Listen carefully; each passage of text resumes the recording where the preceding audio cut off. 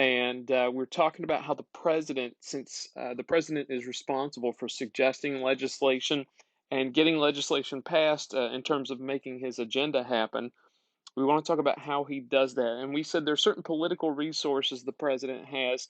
Obviously, a mandate of the people, more than 50% of the popular vote in an election. That helps put the pressure on Congress to do what you want. Your public approval rating, obviously, you can pressure Congress, and the more seats you have in Congress, the more likely you are to get your way in terms of legislation. Okay? Those political resources are things that Joe Biden has right now. Now, that's not always guaranteed to stay that way, though. We got midterm elections in 2022 where the House and Senate and a third of the Senate are up for reelection. Public approval is a little bit fickle. That can go up or down depending on how he handles situations. So, political resources, uh, those those can change a little bit. Personal resources matter too. Okay, and this depends on the person in office. And the first personal resource that you can really have is the amount of time and energy you put into the job. And that's really true of a lot of jobs, or pretty much any job that you're going to have. You're going to be better at it the more time and energy you put into it. And here's what we mean by that. Some presidents have been workaholics. Lyndon Johnson, for example, was said to work anywhere between 16 to 18 hours a day, taking very little time to sleep or to do other things. And that he was always on the go. He's always contacting members of Congress, always formulating strategy with his people, constantly working. Right? And obviously, the more that you work at it, the more you win over your members of Congress, the more that you discuss things, that you refine the policies that you want, the more time and energy you put into it, the better you're going to get at it. And at the same time, you're probably going to have more success. And I think that's true of any job. Now, you would think that most presidents are like Lyndon Johnson, that they're just going at it 16 to 18 hours a day, they're working hard, but that's not always the case. Some presidents don't focus their time and energy in a fashion where they get things done. For example, Calvin Coolidge was known to sleep 12 hours a night and still take a nap during the day. That would probably be my presidency, but that's neither here nor there. One of the things too, another example of a president not putting much time or energy into it is often Donald Trump. And I'm not saying that to knock Trump because he's, that doesn't mean necessarily he's a terrible president, but it means he's not putting in the time that other people are. Trump is frequently at the golf course. Out of 4 years in office, he spent over 200 days golfing. And yes, you can get business done on the golf course, but that's a lot of golfing. On top of that, it was said that Trump spent a lot of time simply watching the news on various news networks to see how his public image was portrayed. And that's time and energy that you could be doing something else with. Okay. Another personal resource that you can have is the amount of experience. All right. The amount of experience you have coming into the job. Most presidents, not all, but most presidents have had political experience at some level. And it's not just political experience you want. A lot of presidents have been governors in the past. And that is like a fantastic training effort because you've been the chief executive of a state. And now you're doing it on a bigger level, a bigger stage, if you will. Some presidents have been senators beforehand, for example, like JFK, Barack Obama. But a lot of your presidents have been governors or administrators of some kind.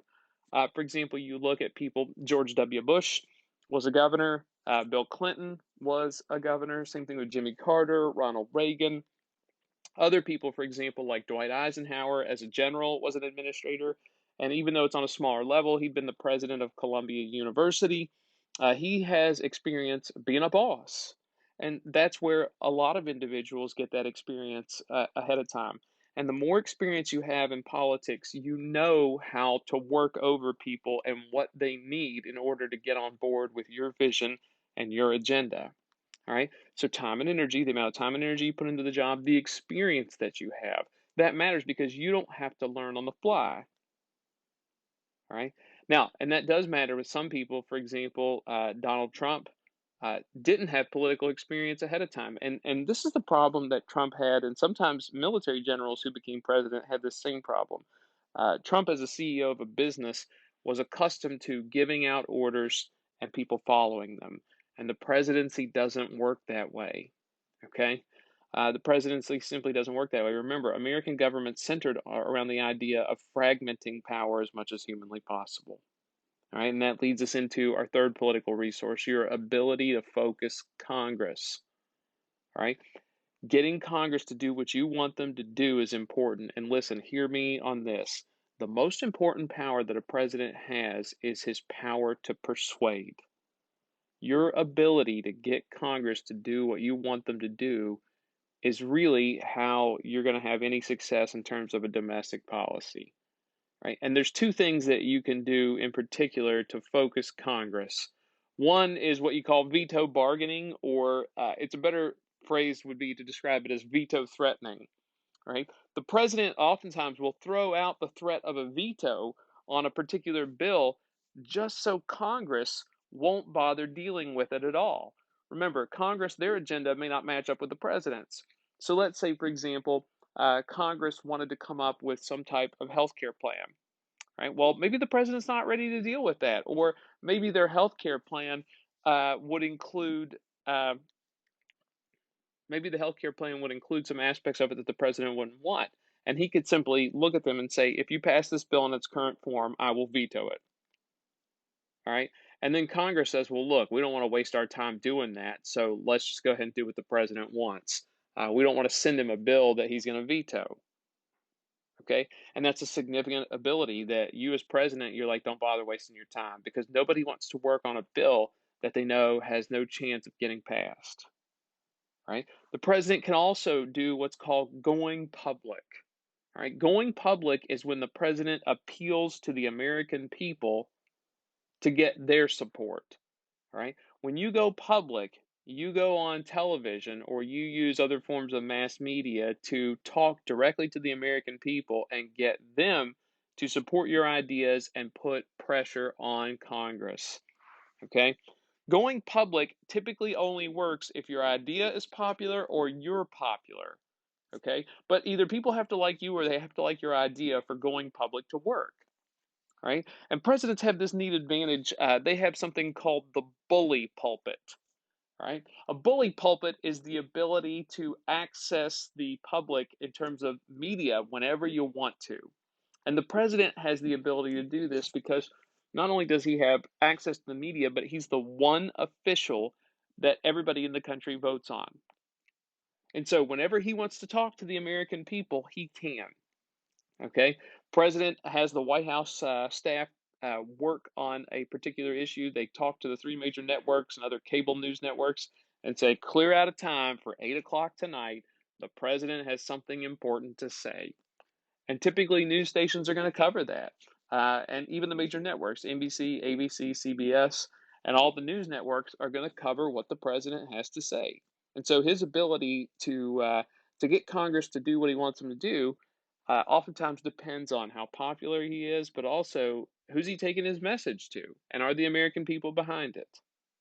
Right. So right now, you think of the personal resources that Joe Biden has.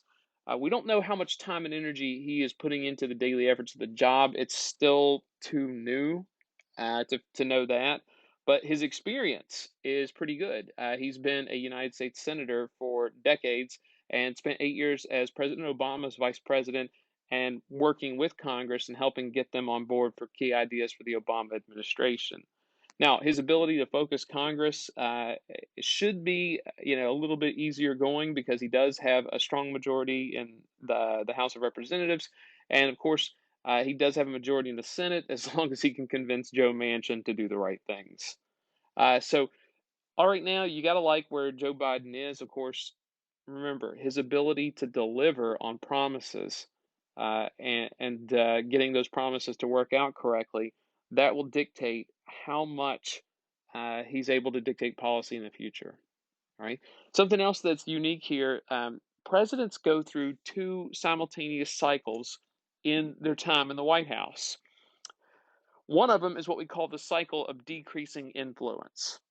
Okay, the amount of influence that a president has, their popularity overall is almost always the highest when they're in office for the first 3 to 6 months. That's when they tend to have their most influence, when they're the most popular, right? And the reason for that is that the longer your administration goes on, the more likely you are to upset people and to make mistakes.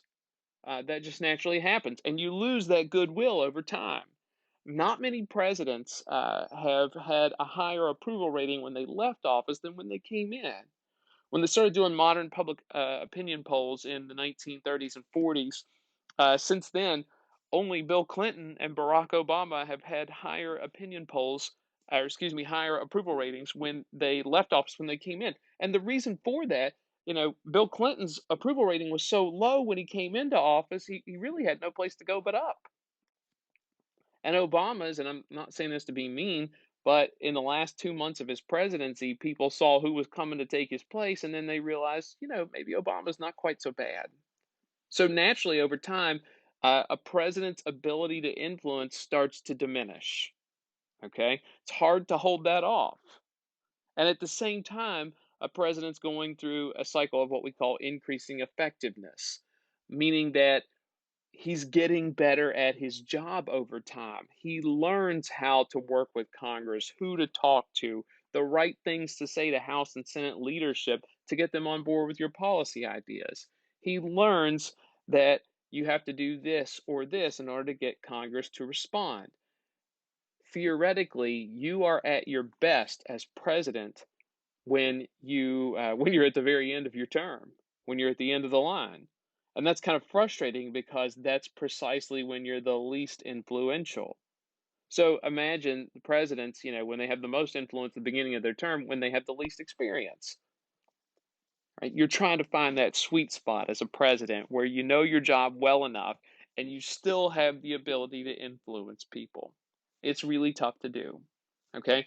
And the cycle of increasing effectiveness, it's also important to note that presidents, um, people always try to brag and say, I'll be ready for the job on day one. No, they won't. Nobody's ever ready for any job on day one. There's always something to learn, and being the leader of any nation, let alone the United States, that requires a lot of preparation, and there's really nothing that compares to it. All right, let's round out this chapter here about how presidents are judged. We look at presidents differently over time, and ultimately, whether or not we consider a president a good president or not depends on a couple of things. One, effective wartime leadership. All right. If you were a president and there was a war or an armed conflict in your tenure, if it goes well, people remember you fondly. George Washington is a hero. Abraham Lincoln is the man. Franklin Roosevelt, everybody loves him, right? But then you get people like Lyndon Johnson, and you're like, ooh, not so good, right? Part of effective wartime leadership, or at least something that has changed here in the 20th century or 21st century, I should say, national security. Okay, did something bad happen on your watch? And that doesn't mean that Bush, gets blamed for 9/11, but since then, people want to know what are you doing to prevent that? And to some extent, depending on what happens and the failures of national security, people want a response to that. Okay. People also remember you for your domestic policy achievements. Was the economy good? Remember, you're not the one always affecting that, but ultimately people are going to judge you for it anyway. What social policies did you enact, and did they have a positive? Did they have some type of positive effect on the country? All right. Time and circumstance, the crisis situations that result. How did you handle those? All right. And what was your presidential approval rating like? People look at that as important. And these factors are kind of the main ways in which we look at things, but they don't always tell the tale. Remember, there's more to it than that. But you look at the individuals we consider good presidents, and you can rank them however you want, but most historians look at Lincoln and FDR as two of the best, if not the best, for the way that they handle a number of situations and they do it well. Effective wartime leadership, and Franklin Roosevelt with his domestic policies.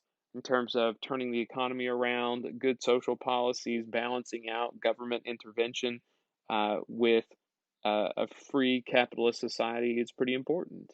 And the way he handles crisis situations seems to be on point with everything.